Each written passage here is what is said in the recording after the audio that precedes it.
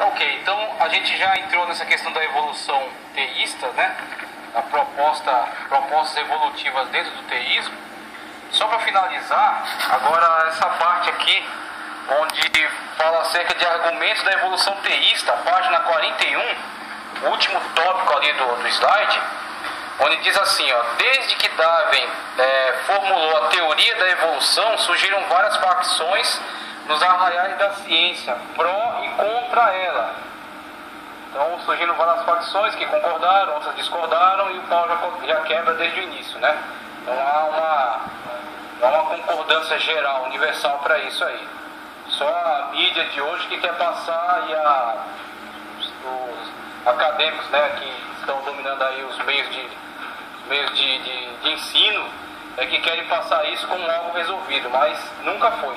Então, no início não foi, e muito menos agora, com uma lista lá de discordantes lá que existem, eu coloquei nas aulas passadas, né? Existe uma grande lista, eu coloquei só uma parte dela, de pessoas que não concordam com a teoria da evolução conforme defendida por Darwin. Veja, no ambiente religioso, o conservadorismo o denunciou veementemente, mas alguns teólogos liberais propuseram uma síntese entre a teoria darwiniana e o relato bíblico. Eles alegam que, embora a Bíblia, por um lado, negue a ideia de que o homem seja um simples produto da evolução de seres irracionais, por outro lado, ela não revela satisfatoriamente o método usado por Deus na criação do homem. O que ele está procurando aí? Ele está, de fato, procurando uma brecha. Ele está procurando uma brecha por meio da qual ele encontra uma certa ambiguidade na narração bíblica, e através dessa ambiguidade fazer uma proposta de conciliação com as ideias darwinistas, as ideias da evolução das espécies e a seleção natural. Então o que ele diz?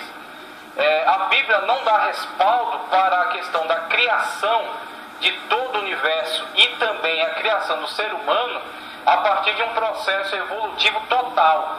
Mas, por outro lado, a mesma Bíblia que afirma o criacionismo, que Deus criou todas as coisas e também criou o ser humano, criou a vida, ela não especifica com detalhes a forma pela qual Deus o criou. Então, aquilo que nós afirmamos, conforme lemos na Escritura, é que pela sua palavra Deus criou. Mas eles tentam deixar isso um tanto ambíguo, né, indefinido, para quê? Para tentar, nesta lacuna criada de entendimento, inserir a proposta evolucionista. Então o que eles fazem? Nessa tentativa de conciliação, eles dizem, Deus criou todo o universo, toda a matéria. Deus criou a primeira vida. Só que este processo de criação de Deus deu-se por meio do evolucionismo. Então Deus criou um ser unicelular, digamos assim, e a partir desse ser veio o desenvolvimento, conforme é esclarecido pelo evolucionismo, e que na verdade já estava determinado pelas leis de Deus.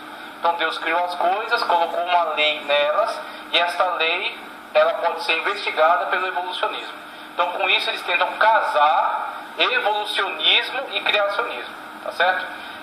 Essas propostas teístas geralmente são levantadas por teologia liberal. É uma teologia, como eu já venho falando aqui há bastante tempo, ela não joga a Bíblia no lixo, ela respeita a Bíblia como um conteúdo válido. Todavia, ela olha para a Bíblia não como uma narrativa literal, ela olha como uma narrativa alegórica e muitas das vezes mitológica. Ela diz que a Bíblia está constituída de algumas narrativas que são somente conteúdo ético e moral, e está também construída em cima de muitos mitos que faziam parte do povo judeu daquela época, e também faziam parte daqueles que constituíram a primeira igreja, tá certo? Então esses mitos, eles não se justificam conforme a ciência, e aí eles tomam o parâmetro da ciência, esta ala da ciência que é anti-sobrenaturalista, ou seja, tudo que não possa ser explicado pelo natural tem que ser rejeitado como literal. Não é literal, é lendário, é mitológico. Pode ser até tomado como um referencial moral e ético, mas não como uma narrativa literal. Então, a partir desse pressuposto, o que essa teologia liberal faz? Ela procura ambiguidades na narrativa bíblica para, através dela, justificar a possibilidade do evolucionismo. Então, é isso que esses caras aí que trouxeram essas propostas É isso que eles estão tentando procurar. Estão tentando procurar uma brecha para colocar nessa brecha aí essas teses evolucionistas. Eles alegam que a Bíblia, embora a Bíblia, por um lado, nega a ideia de que o homem seja um simples produto da evolução dos seres racionais, por outro lado, ela não revela satisfatoriamente o método usado por Deus na criação do homem. Eles alegam que o registro da criação não nos informa se o sistema físico do homem é ou não derivado por descendência natural dos animais inferiores, como a determinação produz a terra seres viventes. Gênesis 1:24. Não exclui a ideia da criação mediata, que teve mediação, veio por meio de algo, foi criado por Deus, mas através de um ser mediador. Através da geração natural, assim a formação do homem do pó da terra não determina se a criação do corpo do homem foi mediata ou imediata. Mediata por meio de alguma coisa, ou imediata, ou seja, por uma intervenção direta de Deus, que tenha ele mesmo formado e soprado nas narinas. Os defensores dessa teoria dizem que a nossa hereditariedade procede de Deus, embora provindo de formas inferiores de vida. E o fim também é Deus, apesar de que através da humanidade imperfeita a evolução não exclui a ideia do Criador, porque era apenas um método de Deus. Veja se isso aqui não é parecido com o que já foi dito aqui, ó. Vou ter um trabalho para voltar, mas vale a pena. É isso aqui, ó. Esse Humberto Roden, que era teólogo também, era filósofo, educador, teólogo, era catarinense, de Santa Catarina. Ele teve exatamente esta pegada, né? Ele teve este raciocínio. Ele, ao mesmo tempo que tem um profundo conhecimento e respeito pelo conteúdo bíblico, ele quer conciliá-lo com as propostas evolutivas. Então o que ele faz? Ele procura dizer que todas as coisas têm origem no Criador. E a gente viu mais atrás o princípio matemático, que diz que um efeito não pode ser maior do que a sua causa. A causa tem que ser maior, tem que ter mais força para produzir determinado efeito, que seja igual ou menor do que ela mesma. Tá certo? Então o princípio matemático nos traz esta lógica de pensamento, de raciocínio. Então, seguindo essa lógica, Humberto Roden já havia desenvolvido essa questão de haver um ser criador, né, que a Bíblia chama de Deus. Então Deus é o criador da matéria, ou seja, de todo o universo, e dentro da matéria criou a vida, tá certo? E a vida, ela veio num processo evolutivo chegando até nós. Com isso ele concilia criacionismo e evolucionismo, tá certo? Isso é uma tentativa de unir as duas coisas. E aí as propostas que a gente viu aqui, elas trabalham no mesmo viés, trabalham nessa mesma lógica aqui. Agora a gente vai ver a proposta que é de fato criacionista. Essas propostas da teologia liberal são conciliadoras. Conciliar evolucionismo e teísmo, né? Então a teologia liberal trabalha dentro desse viés, dentro desse âmbito. A gente vai ver agora o que é uma abordagem criacionista de fato. Uma abordagem criacionista de fato. Então a gente vai ver as bases bíblicas, conforme está aqui, e como a gente procede à leitura desses referenciais bíblicos para uma abordagem criacionista. Veja, página 42. Conceito criacionista. Esse conceito se opõe a toda forma de evolução, afirmando que o universo foi criado diretamente por Deus. Ou seja, não foi mediata, não foi por meio de alguma coisa, mas sim a intervenção direta de Deus no curso da história, no curso dos seres. Esse conceito condena veementemente qualquer ideia de evolução, mesmo que ela envolva Deus em seu processo, porque lemos na Bíblia Sagrada que os animais e o homem foram produzidos diretamente por decisão e poder de Deus. Afirmamos isso porque cremos na Bíblia Sagrada, que é a palavra de Deus escrita para a nossa orientação. Qualquer pessoa desprovida de fé é inclinada a crer na evolução das espécies. Mas, por outro lado, qualquer pessoa dotada de fé sabe que o homem não evoluiu dos seres inferiores. Saiu diretamente das mãos de Deus, como vemos hoje. Pois, em seu divino conselho, Deus resolveu criar o ser humano para lhe servir conscientemente. Veja que o criacionista, primeiramente, ele procede à leitura bíblica não apenas do ponto de vista de alguns acadêmicos que têm a Bíblia como um valor da humanidade, como um livro muito importante para a humanidade, mas de modo algum um livro revelado por Deus, um teopneustos, né, soprado por Deus. Eles têm a Bíblia como uma produção cultural que foi sendo construída ao longo dos séculos, até milênios. Então é um livro importante, é um conteúdo cultural importante, mas não revelado, que tenha sido escrito sob orientação do Espírito Santo. O que o conservadorismo, né, o conceito criacionista, a teologia ortodoxa, tem isso como uma ideia fundamental. Negar isso é negar a veracidade bíblica, tá certo? Inclusive tem uma ala dentro da ortodoxia bíblica chamada inerrância. Tem pessoas que debatem em torno da inerrância bíblica. A Bíblia é um livro soprado por Deus, e a inspiração bíblica orientada pelo Espírito Santo produziu um material inerrante, tá certo? Desprovido de erros. Os erros se agregam à Bíblia a partir da interferência humana nas traduções. As traduções incorporam erros dos copistas, incorporam erros de tradução, tá certo? Incorporam erros de entendimento, mas os originais estão completamente desprovidos de equívocos, de erros. Então o que acontece?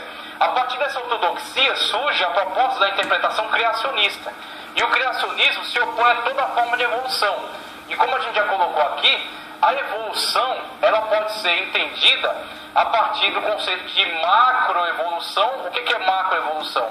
Todos os seres, na sua complexidade, na sua diversidade, vieram de um único ser unicelular, que nasceu por si mesmo, de um mundo que também passou a existir por si mesmo, que não teve orientação e não teve criador. Então, para tirar a ideia de Deus da jogada, eles tiram qualquer possibilidade de orientação e qualquer possibilidade de ato criador. Então o universo surgiu por si, o universo passou por uma explosão chamada Big Bang, e dessa explosão veio a surgir o nosso planeta. A partir do resfriamento surgem os oceanos, no oceano surge a vida. De quem criou, quem deu início, quem formou? Não, surgiu por si mesmo, do nada, né, à toa, ao acaso. Ela surge e passa a se desenvolver. Então, com eras e eras de desenvolvimento, ela vem se multifacetar, ela vem se multiplicar em seres completamente diferentes. Tanto a borboleta, quanto o crocodilo, quanto o leão, vieram todos de um ser unicelular que se desenvolveu ao longo de eras, tá certo? Então o que acontece? O criacionismo atenta contra esta proposta. O criacionismo atenta contra a macroevolução. Mas por outro lado existe também, e muitos cientistas sérios trazem esta perspectiva das microevoluções. O que é uma microevolução? Aquela espécie de animal sempre foi aquela espécie de animal, desde a origem. Por exemplo, os pássaros, né, as aves, os crocodilos, os répteis, os insetos, diversos insetos. Eles sempre foram o que são hoje, são insetos, estão nessa espécie. O que aconteceu dentro da espécie? Pequenas modificações como adaptação ao meio, tá certo? Ao meio ambiente e à época. Então, épocas glaciais extinguiram alguns animais. Esse é um aspecto da seleção natural que é lógico, não existe problema nisso. Então, o que acontece? As eras glaciais eliminaram alguns animais, eles não existem mais, eles foram extintos. Então, esta espécie, por exemplo, a espécie dos felinos, temos hoje leopardo, tigre, chita, temos diversos tipos de animais dentro dessa espécie, felinos. Dentre os felinos, existem alguns que foram extintos. O tigre dente de sabre, por exemplo. O mamute, que é de outra espécie já. Extinguiu-se, acabou. Não existe mais seres dessa espécie. Este ser foi extinto, acabou. Agora, os processos pelos quais passaram os outros integrantes dessa espécie são microevoluções. Então o que acontece? Este ser desta espécie, que nunca foi outra espécie, sempre foi essa, adaptando-se ao meio, por ter menos alimento, diminuiu.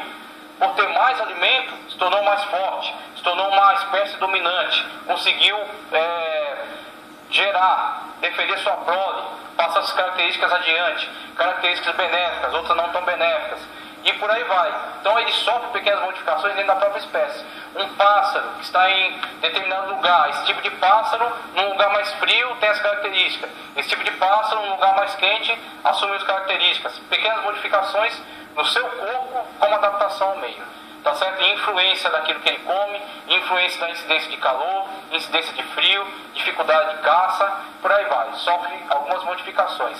mas uma espécie nunca atravessa a barreira da sua própria espécie. E aí nós temos o Gênesis. Deus fez os animais, cada um conforme a sua espécie. Veja, eles têm uma origem comum. Qual é? Deus, o ato criador. Então o criacionismo, ele lê a Bíblia na sua literalidade. O Senhor criou os animais, produzam os mares, né? E aí a terra produza também, por aí vai. Então conforme o ambiente e o local, produziu-se aqueles animais dentro da sua espécie, que ao longo de milênios, ao longo de eras, sofrerão algumas adaptações, algumas modificações, mas isso não vai fazer com que ele, e aí onde está a confusão do evolucionismo, isso não vai fazer com que ele saia da sua espécie e vire outra, tá certo? Um animal, um réptil, não será uma ave, em momento algum, ele sempre será um réptil, mesmo que ele tenha características diferenciadas, mas sempre dentro da espécie a que ele pertence, um réptil, certo? Júnior, sim. Deus criou o animal primeiro do que o homem? Sim, a biosfera e os animais. Então, entender que a criação do animal é mais importante para Deus do que o homem. Você primeiro faz o trabalho final, depois faz o projeto? É isso? O homem é carne, o animal também é carne. Mas sim, mas você faz primeiro o trabalho final, depois o projeto? Agora que eu estou com o trabalho final, eu vou fazer um projeto. Não, primeiro você faz o projeto. A preocupação de criar o animal primeiro do que o homem. Não existe preocupação.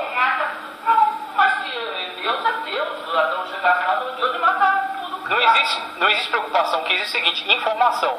É te informado que Deus fez assim. Se você não gostou, aí você tem que conversar com Deus. Senhor, não é melhor você ter feito assim? Aí Deus vai olhar para você e falar, você não acha que tá bom do jeito que eu fiz?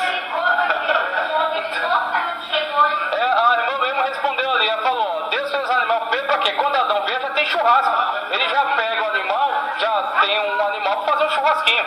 Agora se faz Adão primeiro, fala, Adão, espera aí, que eu vou fazer o boi aqui primeiro. Aí quando terminar de fazer o boi, o Adão já está com fome. Então o que acontece? A questão da ordem. Isso. Ele já deixou tudo pronto que não é para ter palpite, já está tudo certo. Então o que a Bíblia nos transmite? Tradição. Moisés não viu esses fatos. Moisés recebeu isso por um conteúdo cultural, alguma coisa do conteúdo cultural que ele pôde conhecer da época, e a maior parte de revelação. A maior parte do que Moisés recebeu foi revelação. O Espírito Santo trouxe sobre ele a revelação e ele colocou nas páginas. E aí ele trouxe para você. E aí você me faz a pergunta para mim. Eu teria que colocar você diante de Moisés. Fala, Moisés, explica para ele aí o que eu... Mas é por aí. É mais ou menos isso aí, Zaqueu. Veja. A criação do homem, conforme a Bíblia. A primeira menção do homem... Olha só, a primeira menção... Onde eu estou lendo? A primeira menção do homem na Bíblia aparece em Gênesis 1:26. Olha só.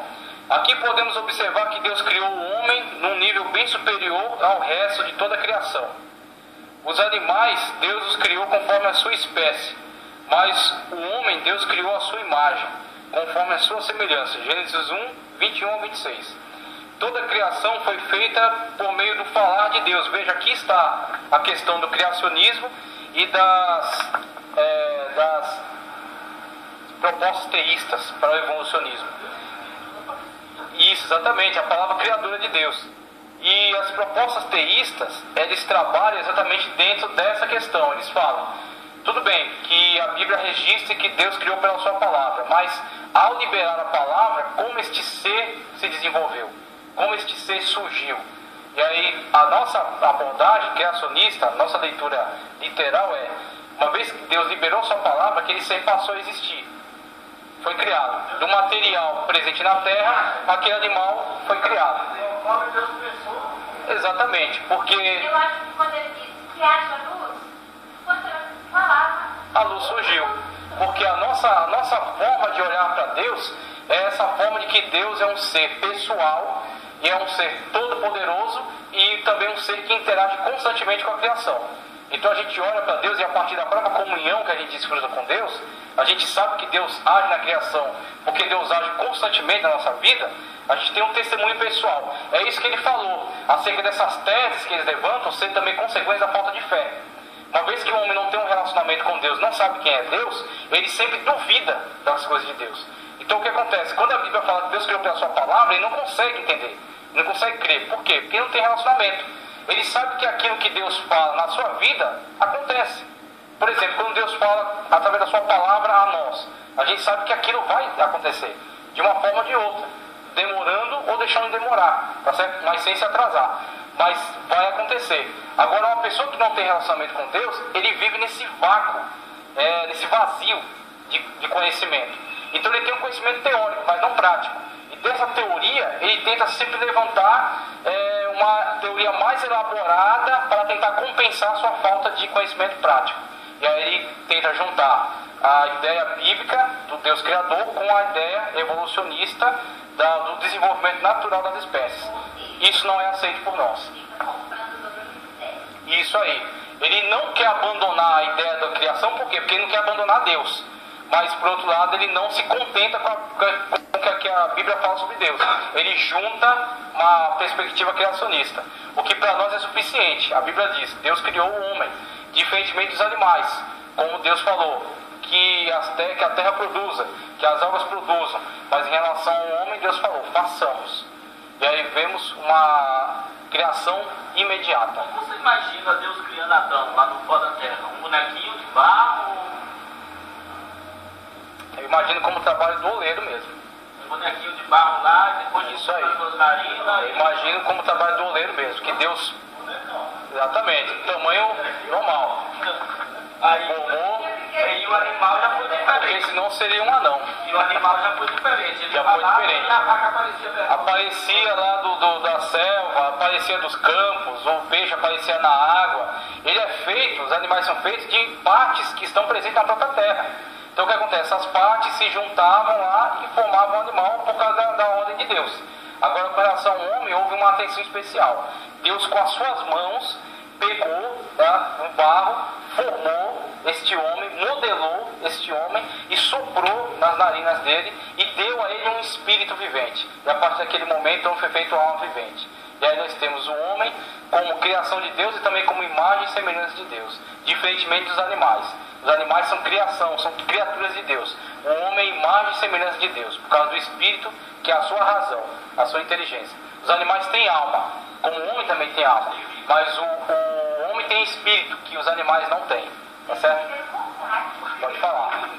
Não, os animais têm alma, mas não têm espírito. Não, alma é vida. Ter vida é ter alma. Agora, ter espírito é ser imagem e semelhança de Deus. Só Deus tem espírito. A alma vai ser Conferiu. salva? A alma é salva também. A alma é salva. Juntamente com o espírito. O espírito é que ele retorna para Deus independente da alma. O espírito, a alma, o que é a alma? Vida. Pronto. Está vivo aqui, a alma está aí. Está viva. Agora, o espírito é um elemento racional, inteligente. Então o que acontece? O espírito e a alma são seres espirituais. A alma não é matéria. A alma também é algo imaterial. Não, eu sei, mas esse material, a alma e o espírito. O espírito, o dia que a gente apaga aqui, o espírito automaticamente volta para Deus. Aí Isso. a alma ou volta para Deus, ou volta. A alma não se separa do espírito dessa forma. Se separar, o espírito vai para um lado, a alma vai para o outro. Não. A alma, por exemplo, no ato que o homem vai para Deus, a alma é transformada. O espírito fica junto com a alma. Essa separação, ela é só didática. Ela não é, inclusive, ela não é aceita por muitos grupos. Por isso que muitos grupos são dicotômicos. O que é dicotomia? Elemento espiritual e elemento material. Só isso. Então isso aí é fácil de se identificar. O homem tem um elemento espiritual e um material. No espiritual temos alma e espírito. Exatamente. No espiritual temos alma e espírito. No material temos carne. Aquilo que mostramos lá, sarx. Temos carne. Agora, a ideia tricotomista é o quê? Além de elemento espiritual e material, temos alma e espírito. Então, existe uma divisão. Na própria elemento espiritual existe uma subdivisão, alma e espírito. Essa divisão só serve para dizer o seguinte: além de ser um ser vivo, o homem também é inteligente. Tá? Porque o homem poderia ser só um ser vivo.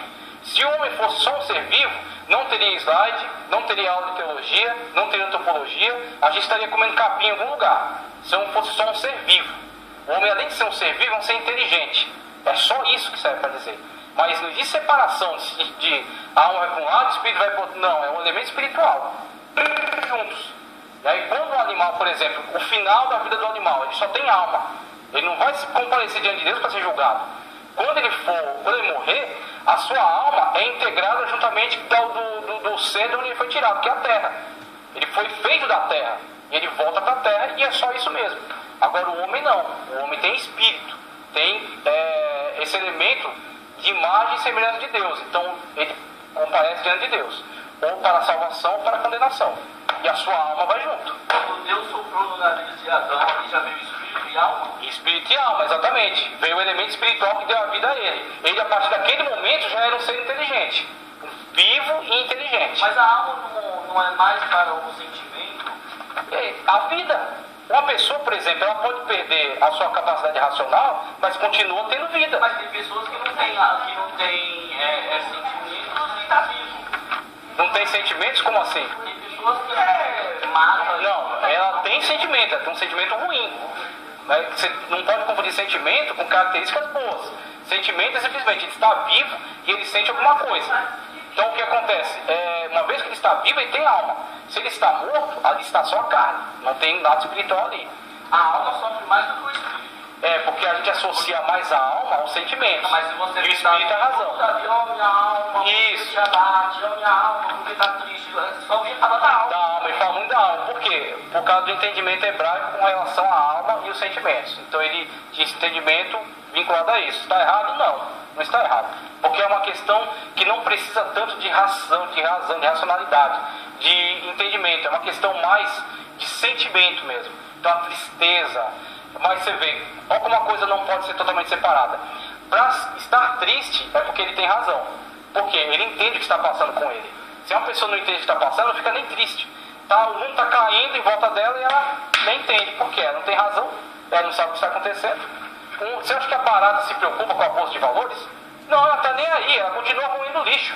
Por quê? Porque ela não tem espírito, ela tem alma, ela é um ser. Como ela é um ser vivo, ela vai comer até o dia em que alguém pisar nela. Agora o homem não, tem alma, está vivo e também tem espírito, tem razão. Tá certo? Ele tem autoconsciência, tudo isso aí. É complicado, vamos ver qual. A alma está triste hoje. Não explicado não, só inverteu, eu acho. Eu tenho certeza que os animais tinham espírito. Não. E o ser humano, alma. Não, o animal tem alma, o homem tem alma e o tem espírito. O espírito volta para Deus. Sim, vai, porque ele é consciente onde está. Por exemplo, aquele rico e Lázaro. Diga. Isso. Que o deu. Pronto, para quê? Volta a Deus para ser julgado por Deus. E aí quando o espírito e a alma se separam da carne, já dá o destino. Olha, é fiel, é servo de Deus, é justo, vai para o descanso. Está sujeito Também, exatamente. Você vê, o rico estava no inferno, né? E ele viu Lázaro. Você vê, ele tem consciência e ele tem sentimento, ele sente a dor. As duas estão ali, ó. A questão a vida não está mais no corpo, o corpo está enterrado. Pode fazer o que quiser com o corpo. Exatamente. Agora, a alma e o espírito estão ali. E aí ele sente a dor e ele tem consciência de onde ele está. Porque o pó que fala que volta pro pó é a matéria. É a matéria, isso, é sarx. Foi feito. Exatamente. O espírito que já Deus soprou. Aí saiu. Aí quando saiu, Deus já deu o destino. Se é condenável, inferno. Se é justo, vai para o seio de Abraão, que no caso hoje é o paraíso. Né? Exatamente. E aí veja, nessa que a gente estava abordando aqui, os animais Deus os criou conforme sua espécie, e aqui está a barreira da espécie. Pronto, o animal foi criado dentro dessa espécie, ele está dentro dessa espécie.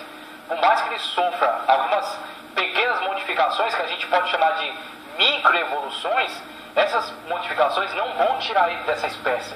Ele nunca vai deixar de ser outra coisa, senão aquele animal daquela espécie, mesmo com algumas modificações ao longo do tempo. Conforme a sua espécie, mas o homem, Deus criou a sua imagem conforme a sua semelhança. Toda a criação foi feita por meio do falar de Deus. E aí é onde mora a afirmação criacionista. O criacionista não tem nenhuma dificuldade em afirmar, em acreditar, em entender que a partir da fala de Deus as coisas foram feitas. Por quê? Ele olha para Deus como este ser que de fato é todo-poderoso e que está interagindo com a criação o tempo todo, diferentemente do deísta. O deísta entende, Deus existe, mas Deus está em algum lugar e não se importa conosco. Ele criou todas as coisas, colocou uma lei nelas, como um relógio, deu a corda no relógio e deixou funcionar por sua conta. Então o deísta não se relaciona com Deus. Ele somente admite que Deus exista, só isso. Mas o criacionista, o ortodoxo, ele entende que Deus está constantemente interagindo com a criação, tá certo? Não foi uma vez, ou duas vezes, ou três vezes, constantemente. Constantemente Deus está interagindo com a criação. Veja só, toda a criação foi feita por meio do falar de Deus, Gênesis 1, 3 a 24. Deus dizia e tudo aparecia. Mas o homem foi formado do pó da terra, da matéria-prima que Deus criara. Pois todo elemento químico encontrado no homem pode ser encontrado na terra. Veja, formou. Gênesis 2,7, conforme está ali, ó, formou.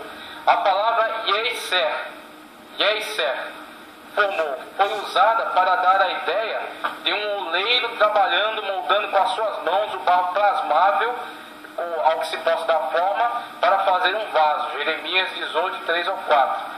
O mesmo verbo foi usado para descrever o quadro da formação de um povo ou nação. A ideia é que o homem é uma espécie de obra de arte feita pelo proto-artista, Deus. Nessa obra, Deus deu um toque todo especial, colocou os seus atributos infinitos, nos seus atributos infinitos, porções finitas. Ou seja, daquilo que em Deus é infinito, o homem tem amor. Por quê? Porque Deus é amor. Deus é amor infinito. O homem é amor finito. Um pouco dessa totalidade que Deus é, em relação ao amor, Deus pôs no homem. Então o homem pode ter categorias elevadíssimas de amor, porque o seu referencial, o seu paradigma é Deus, é o amor de Deus, tá certo?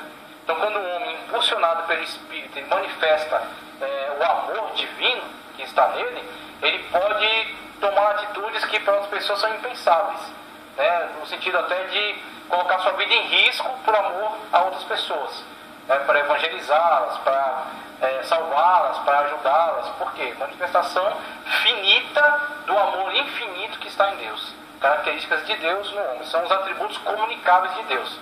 Existe em Deus atributos incomunicáveis e atributos comunicáveis. Os atributos incomunicáveis, por exemplo, a eternidade.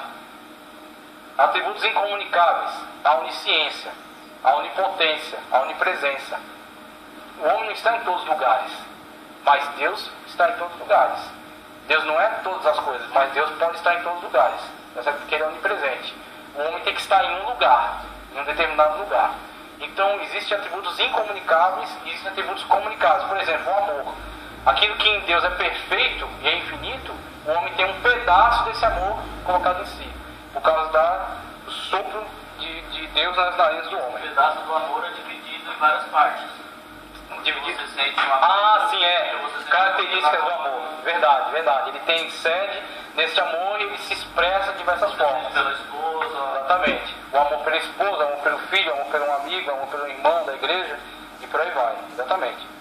Fazendo a sua imagem e semelhança. Com isso, o homem passou a ser a mais alta expressão de Deus no mundo físico. A criatura, o homem, governaria a criação, o mundo, com o poder do Criador. Gênesis 1, 28. Ou seja, o Criador, Deus, governaria a sua criação através da criatura, homem. O infinito, Deus, se revelaria aos finitos por meio do finito, homem. O corpo do homem foi feito do pó da terra. Portanto, o seu espírito veio do próprio fôlego de Deus. Ele é literalmente uma criatura de dois mundos. Ambos, a terra e os céus, têm direito sobre ele. Observe as três declarações. Formou, e é etc. Jeová ao homem, e lhe soprou, neifar, nas narinas o fôlego de vida. E o homem passou a ser reier, a alma vivente. O primeiro passo foi importantíssimo, mas o pó umedecido estava longe de ser um homem até que o segundo milagre se completasse. Então vemos aí a abordagem bíblica e a abordagem criacionista, fazendo essa leitura literal acerca da criação do homem. E o principal, a humanidade, ela foi, principalmente a sociedade ocidental, ela foi criada ela se desenvolveu a partir de tais conceitos, tá certo? A partir de tais conceitos. Os grandes cientistas da história que produziram este mundo, as questões de tecnologia, as questões de conceitos científicos importantes, avanços na medicina, avanços em diversas áreas da ciência, eles cresceram impulsionados, incentivados por esse conceito de mundo, esse conceito de criação. Logo, eles tinham na sua mente, na sua cabeça, o seu paradigma eu sou um ser que sou na terra como que um representante daquilo que Deus é no céu. Tá certo? Deus é o Criador de todas as coisas. E colocou o homem na terra para gerir, para administrar a criação de Deus. Porque o homem é reflexo de Deus. Ele é uma miniatura. Deus pegou das suas características infinitas, pegou algo, parte delas, e colocou no homem de forma finita. Então o homem tem uma comunicação com Deus, ele é a imagem e semelhança de Deus. E assim estabeleceu para a humanidade um paradigma alto, no sentido do homem entender que tem que ser cada vez melhor para justificar a criação que lhe foi dada da parte de Deus. Tá certo? Os atributos que lhe foram comunicados, a inteligência, o amor, né? A capacidade de fala, a capacidade de domínio, tudo isso estabelecer para o homem um alto parâmetro, um alto paradigma. Então o que acontece? A partir desse conceito, muitas mentes brilhantes vieram a surgir. Muitas mentes brilhantes vieram a se desenvolver. Mas com o passar do tempo, o surgimento do evolucionismo, e principalmente não só o surgimento do evolucionismo, a defesa que é feita desta ideologia a partir de alguns grupos que se interessaram por ela, por ser ela muito conveniente ao seu postulado. Por exemplo, defendem a ideia de que Deus não existe. Logo, onde poderemos encontrar uma teoria que se adeque a esta minha ideologia, né? Esta minha ideia, esse é meu parecer? Encontramos isso na evolução das espécies e na seleção natural. A evolução das espécies, a evolução total, que é o surgimento da matéria do nada, o desenvolvimento dela sem condução, o surgimento da vida também, aleatório, e o desenvolvimento dela a partir de seleção natural e evolução natural. Com isso conseguimos tirar Deus da jogada, e aí conseguimos sustentar a nossa tese ateísta, tá certo? Então o que acontece? Com esse novo paradigma sendo colocado na mente das pessoas, qual é o resultado que temos? O resultado que temos é um homem que, olhando para os demais, não os vê como seres participantes também da criação de Deus. Não os vê como uma fraternidade universal, tá certo? Como seres que compartilham dele o privilégio de terem sido criados por Deus. Não são todos criaturas de Deus. São simplesmente seres que disputam com ele o espaço, por causa da ideia de seleção natural. O mais forte tem que prevalecer sobre os outros. Então ele tem que prevalecer sobre os seus companheiros, aqueles que estão à sua volta. E qual é o seu paradigma? O seu paradigma não é o ser criador, superior a ele, todo poderoso. O seu paradigma é um macaco que estava pendurado na árvore e que resolveu descer, mas os outros macacos continuaram lá, não sabemos porquê. Mas uma vez que ele desceu, veio se desenvolver até dar no ser que ele é. O seu paradigma está num patamar muito menor do que o dele. Com isso ele olha para si como o ser mais extraordinário de toda a espécie, tá certo? Então ele não precisa mais buscar melhora, ele não precisa buscar mais avanço, mais desenvolvimento. Então temos um paradigma incorreto, tá certo? E temos um sentimento de fraternidade destruído. O homem, ao invés de entender que ele tem uma fraternidade com os outros seres, ele na verdade é um ser que está disputando espaço com os outros seres. E aí temos esse tipo de referencial, constrói uma sociedade destrutiva, uma sociedade autodestrutiva.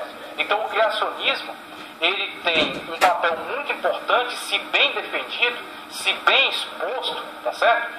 Se defendido, se exposto de uma forma séria, de uma forma clara, usando os métodos e aquilo que estiver disponível para tornar mais clara a sua exposição, ele pode trazer à humanidade um paradigma, um parâmetro, um referencial muito importante, para que ela possa se solidificar, possa ter bases firmes tá certo? A fraternidade entre os homens possa ser reafirmada.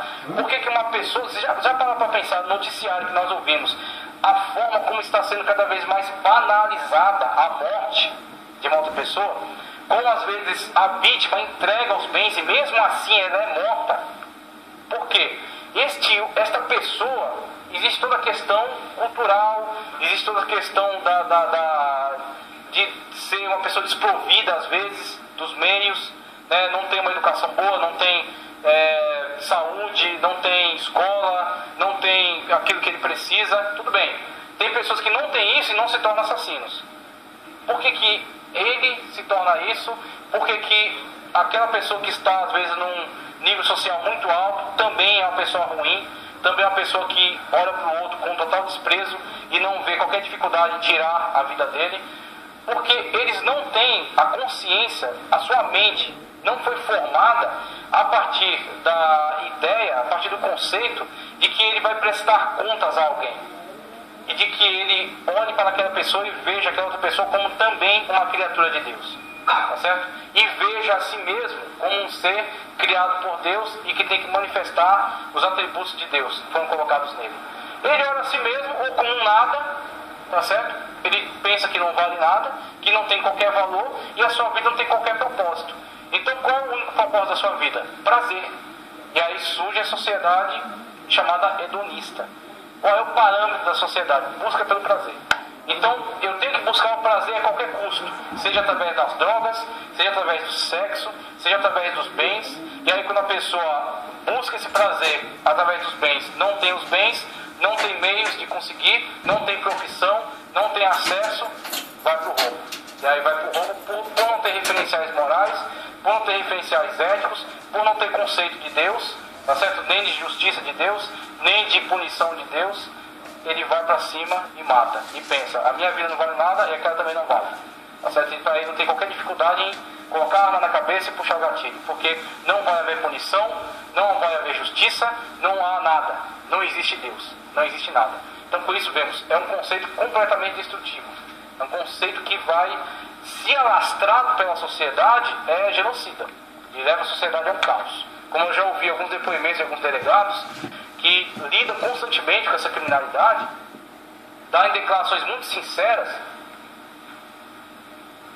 dizendo: a sociedade está em colapso. A sociedade está em colapso. Por quê? Aquilo que eu falei para vocês. Existem as leis escritas e existem as leis não escritas, que são até mais importantes do que elas. Essas leis não escritas são os padrões, os parâmetros, os paradigmas colocados na mente da pessoa. Como que a pessoa pensa acerca de si mesmo e como ela pensa acerca dos demais. Se ela olha para si mesma e vê apenas uma evolução de um ser inferior a ela, tá certo? Então ela não tem que buscar nada melhor, porque ela já chegou até aqui, já está bom. Se ela olha para o outro, não vê nenhuma ligação entre ele e o outro, no sentido de serem ambos uma criatura de Deus, aquele é um ser que eu não tenho qualquer compromisso com ele. Tá certo? Se ele olha para as situações da vida e pensa que a vida não tem sentido, como afirma o realismo, o realismo diz: não existe sentido para a vida. Você simplesmente surgiu do nada, você está aí não sei porquê e não existe nenhum propósito especial para você. Então você viver ou deixar de viver não faz diferença. Vai fazer alguma diferença para as pessoas que estão próximas de você, mas não há propósito na sua existência. Então ele pensa: se não há propósito, a única coisa que eu tenho é tentar gozar um pouco deste momento. Agora, só existe o momento. E aí no momento ele quer dinheiro, ele quer poder, ele quer carro, ele quer bens, ele quer relógio, tá certo? Ele quer alguma coisa que lhe traga alguma satisfação, que preenche o seu prazer. A sua medida é o prazer. E aí ele vai apelar para isso com qualquer meio que estiver disponível. Não há limites, tá certo? Essa é a questão. Ô, Júnior, Pode falar. o ser humano só é a imagem, a semelhança de Deus no lado espiritual, né? Isso, espiritual. Porque senão temos que dizer o que Deus é japonês, Então, Deus é índio, Deus é... carne, de cabelo. Exatamente. É a questão espiritual. Deus é espírito. E aí o que acontece? Essa comunicação da inteligência, isso é semelhante a Deus. Tá certo? O homem é mais semelhante de Deus no sentido de ser inteligente. Agora vemos pessoas que estão cada vez mais deixando de ser mais semelhantes de Deus, né? Mas aí aquele espírito que Deus soprou na narina de Adão, era o espírito de Deus ou só o espírito da vida? O espírito do homem. Do homem, não de próprio Deus. homem. É aquilo que Deus criou para aquele ser inanimado. Diferente de Deus. Diferente. Mas não é para pensar que o ser humano é a criação mais importante. Sim, é a criação mais importante de Deus, inclusive foi feito de uma forma específica por Deus. Foi feito de uma forma específica, diferentemente das outras espécies. Com imagem e semelhança, com alma, com espírito, Isso. com inteligência, com todas aquelas Exatamente. coisas. Exatamente. Tá certo. Porque eu acho que o ser humano está igual, né? O outro, quando não é mal com Deus. Isso, esse é o problema. Ele está cada vez mais deformado. Cada vez mais deformado. E na hora que ele pensa que ele é maior e que ele pode fazer com o outro, acho que só ele é o especial, Isso. é o que pode, é o que Exatamente. é o que raciocínio, e o outro é um não qualquer. Se ele toma um parâmetro dos animais, ele olha para o animal e vê que o animal obtém aquilo que ele quer através da violência, por exemplo. Ele quer alguma coisa, instinto. Então o animal ele só tem alma, ele é uma alma vivente. Então, dependendo do instinto que lhe move, ele é um ser violento, ele é um ser mais pacífico, é o instinto. Ele é instinto de sobrevivência, ele quer tirar o outro animal da jogada para ter acesso ao alimento. Ele vai matá-lo, ele vai persegui-lo, ele vai, afugentá-lo. Ele é movido pelos instintos. No Novo Testamento, Jesus compara o homem como uma ovelha, um animal. Aquilo é num plano, aquilo é que eu usei na aula de hermenêutica, metáfora. Aquilo não é literal, é metáfora. Não é literal? Não é literal, é metáfora. O homem não é uma ovelha, o homem não come grama. Então o que acontece? Por que ele é uma ovelha? Porque a ovelha é submissa ao pastor. Isso aqui que você falou agora é muito importante. Por quê? Tem pregador que pega a ovelha e quer comparar o homem com a ovelha em todos os aspectos. A ovelha faz isso, a ovelha faz aquilo. Meu irmão, não me interessa o que a ovelha faz. O que interessa é o seguinte: a ovelha é submissa ao seu pastor. E aí Jesus fala: vós sois como uma ovelha, ovelha. Eu fui buscar a ovelha perdida. Porque vocês são submissos a Cristo, como a ovelha submissa ao pastor. As características de uma ovelha. Ovelha em relação a Cristo. Eu sou ovelha de Cristo, eu sou ovelha dos outros. Eu não sou ovelha do pastor, não sou ovelha do fulano de tal. Não, senhor, eu sou ovelha de Cristo. Então eu sou ovelha em relação a Cristo. Em relação aos outros, eu sou um ser humano, pensante. Tá certo? Em alguns momentos críticos, mas só construtivamente. Pode falar.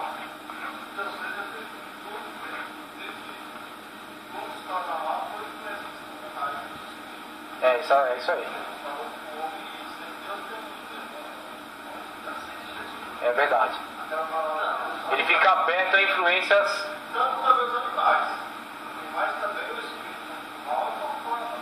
Tá, sim, às vezes incorpora. Verdade. Às vezes faz uso daquele animal por algum ato. Então, Verdade. então falando de efeito, mas Sim.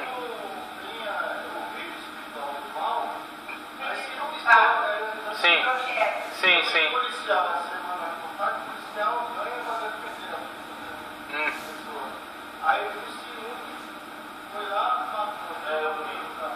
Ah, sim. Sendo que a sociedade confia nele, para proteção. Tirou totalmente ele do seu propósito, que é proteger a sociedade, e se deixou influenciar por um sentimento, mas é errado. Exatamente. Agora tem que tomar cuidado para não jogar toda a culpa no diabo. Tem muita gente que joga a culpa no diabo para se esquivar da sua responsabilidade. Então o que acontece? O diabo, ele não pega a sua mão e põe na arma para você atirar. Ele te dá uma influência negativa. Isso, então a decisão final é dele. Isso. Tanto que ele vai ser responsabilizado. Isso. Você vê, ela influenciou de tal modo que Eva começou a entender que aquilo era interessante para ela, que aquilo era agradável para ela. Ele comprou, ele conseguiu vender o produto para ela. Ela abraçou a ideia. Ela podia rejeitar, ela tinha liberdade de rejeitar. E mesmo depois dela comer, ela levou para Adão. Adão poderia rejeitar. A pessoa joga a culpa no Satanás, a pessoa joga a culpa na droga, a pessoa joga a culpa na cachaça. Exatamente, a culpa é dela. O que acontece? A influência é maligna, só que a decisão final é dela. Então a decisão final de tomar aquele ato, tomar aquela atitude foi dela. Até o último minuto ele poderia se arrepender e parar com aquele ato, mas ele não se arrependeu. Então, para fechar esse bloco, para a gente ir para o intervalo, veja, pó da terra, a gente lê literalmente, por que pó da terra? A página 44. vou ler aqui o segundo parágrafo. O Midrash argumenta: o fato de ter criado Deus um único homem, formando do pó da terra, ensina que não se deve existir orgulho e desigualdade de origem, linhagem e casta entre os homens. Ninguém pode chamar os seus semelhantes de estrangeiro, pois pertence como ele à mesma terra. Então o que acontece? O que é o Midrash? O que é o Midrash? O Midrash é um comentário sobre a lei, sobre a Bíblia dos judeus, né? A Torá. O Midrash, ele pega esse conteúdo bíblico e ele traz um conteúdo pedagógico, de ensino. Então o que acontece? A preocupação dele não é fazer exegese daquela palavra, daquele texto. O propósito dele é tirar um ensino importante. Então qual é o ensino? Fraternidade universal. Todos somos, a princípio, criaturas de Deus. Foram criados de um homem. Todos têm alguma ligação, porque vieram de um homem. E outra, o homem, ele não pode ser arrogante, porque ele foi criado do pó, do objeto mais fragmentário, né, mais sensível. Então foi criado do pó. Então o que acontece? O homem não deve ter orgulho e o homem não deve ter preconceito com relação aos outros. Veja, soprou-lhe nas narinas o fôlego da vida, página 44 ainda. Primeiro Deus formou uma estátua inerte, imóvel, depois lhe infundiu a vida. Não devemos confundir esse fôlego com o Espírito Santo de Deus. O sopro divino que o homem recebeu de Deus é um implante da própria vida. Veja, o homem tem o seu espírito, que é a sua inteligência, a sua racionalidade, que é semelhança, imagem e semelhança de Deus nele, tá certo? E o homem tem também o Espírito Santo de Deus que mora nele. Então você vê, a partir desse momento que o homem é um alma vivente, isso, quando o homem tem comunhão com Cristo, ele se torna um templo para o Espírito de Deus. O Espírito de Deus passa a morar nele. Então tem o Espírito dele e tem o Espírito de Deus. Quando o apóstolo fala que o Espírito é sujeito ao profeta, é o Espírito dele, não é o Espírito Santo. O Espírito do profeta é sujeito ao profeta. Sim. Quando ele tem isso aí, a partir do momento que ele morrer, o Espírito Santo, ele, uma vez que o homem morre, não está no corpo. O corpo morto não está com o Espírito Santo. É isso aí, exatamente. O Espírito Santo só está se você em comunhão. Em comunhão, exatamente, santificação. Comunhão e sai fora. Aí traz mais Ele não habita em templo, fica o vácuo, exatamente, fica o vácuo e entra a doença maligna. Pode falar. Mas o Espírito Santo continuaria, porque a pessoa não estaria dormindo, está morta? Não, a pessoa, quando o corpo é deixado, o espírito, a alma sai do corpo, ele está morto. Esse negócio de, como os adventistas falam do sono da alma, dizendo que a alma está dormindo. Na verdade, o homem está dormindo em relação à abordagem bíblica, à abordagem de Cristo em relação a ele. Vamos despertá-lo porque dorme. Por quê? Porque para ele é como se estivesse dormindo. Porque se ele chamar, volta à vida. Mas se eu chamar, não pela uma ação de Deus, né? Se eu chamar de uma forma natural, não volta à vida. Está morto de fato. Agora está morto para mim. Em relação a Deus é como dorme. Então é nesse sentido. Mas está morto de fato. Dali só tem carne. E a carne apodrecendo e os bichos comem. Tá certo? Vira a face, o boi come e aí vai tudo ciclo. Corpo e alma. Olhando o homem pelo lado físico, observamos que ele é muito fraco. Mas quando olhamos pelo lado espiritual, podemos observar que ele é muito forte. Parece que o homem foi feito fisicamente vulnerável, a fim de que aprendesse a desenvolver seu lado espiritual e ser vencedor das circunstâncias. O homem recebeu de Deus o poder para dominar toda a terra. E esse poder nasce de sua porção espiritual. Veja. Olha o mal que é causado à humanidade quando ela perde a consciência do seu elemento espiritual. O homem tem alma e tem espírito. Ele tem sentimentos, tem vida e tem inteligência. Só que enquanto essa ciência ateia procura desenvolver no homem que ele é um ser somente de instintos, ele não tem espírito, ele tem que atender aos seus instintos. Veja, é tão sério esse negócio hoje que os instintos da pessoa não podem ser moldados. A pedagogia de calça frouxa que surgiu hoje, e que eu estudei um pouco dela, e vi os erros dela lá na forma de ensino, elas dizem que as pessoas têm os seus instintos, e esses instintos têm que ser vividos, manifestados, do jeito que vierem. Não pode ser moldado, não pode ser ensinado. Com isso você tem pessoas sendo tratadas quase como que animais. Porque o animal, alguém já pegou uma pessoa ensinando o cachorro a ler e escrever? Porque ele só tem instinto, ele não tem inteligência. Isso, ensina, ele é amestrado para fazer alguns truques, né? Então você vê, até o animal às vezes estão respeitando mais. O ser humano, eles tratam como se fosse um ser que não pode ser orientado, guiado, ensinado, modelado, tá certo? Para que ele aprenda a autolimitar-se, limitar, por exemplo, alguns dos seus instintos. Existem alguns instintos humanos que são autodestrutíveis. São instintos. Só que o que acontece? Muitas vezes foram deturpados por causa do pecado. O pecado levou o homem a ter alguns instintos, alguns desejos destrutivos. E esses instintos, se controlados, o homem pode ter uma vida tranquila, uma vida frutífera, uma vida em paz. Agora, se não controlados, autodestrutivo. O homem leva a si mesmo à destruição. Como que o homem aprende a controlar os seus instintos? Através da inteligência, o espírito. E aí entra a comunicação do conhecimento acerca da alma, dos instintos, dos sentimentos e do espírito, da inteligência. E a inteligência conduzida pelo Espírito de Deus. A inteligência em comunicação com Deus por meio do seu espírito.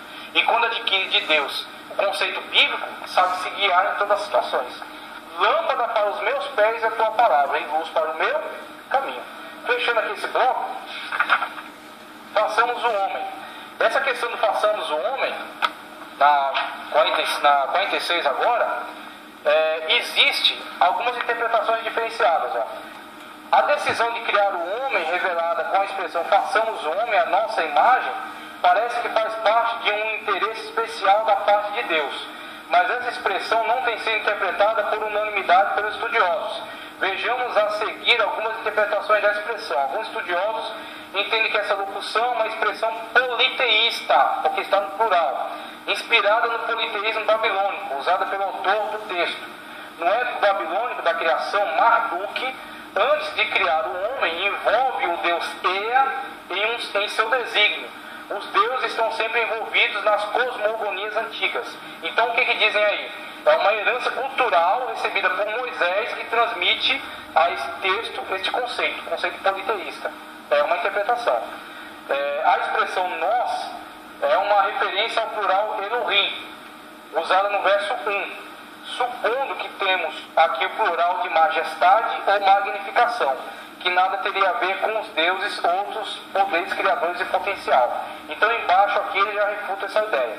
Ele fala que o hebreu, e aí nós temos, falando por exemplo sobre hebraísmos, que são formas típicas do hebreu usar as palavras. Por exemplo, ele chama casa, não necessariamente aquele espaço físico, aquela construção. Tá certo que está aí o engenheiro aí, o Valdir, pode falar melhor. Não é somente aquele espaço físico, mas é o seu ambiente familiar, a sua família, o seu núcleo familiar. O hebreu chama aquilo de casa. Tá certo? Então a forma típica do hebreu usar essa palavra. Outra, essa questão do plural. Esse plural aqui, conforme ele explicou, é chamado plural de majestade. Ele dá esse plural para dar uma ênfase à majestade divina.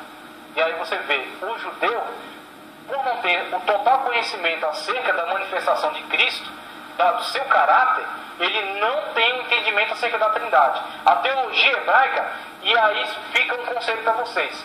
Vez ou outra aparece no nosso meio um estudioso, um sabidão, uma pessoa que acha que sabe bastante, que tem muito acesso a textos hebraicos e tenta nos colocar o parecer de entendimento hebraico, o parecer de entendimento a partir de comentários hebraicos.